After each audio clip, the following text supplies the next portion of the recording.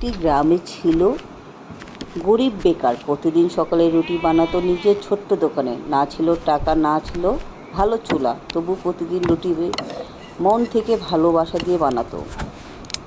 একদিন এক রহস্যময় বিদ্যা এসে তাকে একটি ধোঁয়াকর চুলা, মাটির চুলা দিয়ে যায়। কিন্তু সেই বুড়ো মহিলাটি ছিল এক পরী। তা দেখে সে গরিবের উপর মায়া করে দিয়ে যায় চুলাটি।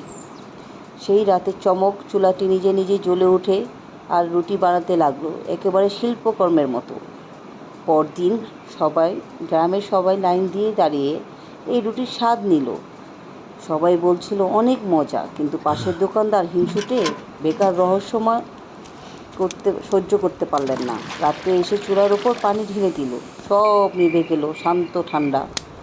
বেকার বসে বসে কান্না করছে। বেকার চুলার পাশেই রাত কাটিয়ে দিল। হঠাৎ করে চুলা জ্বলে উঠল এবং ধোঁয়াময় উঠে রুটি বানাতে শুরু করলো।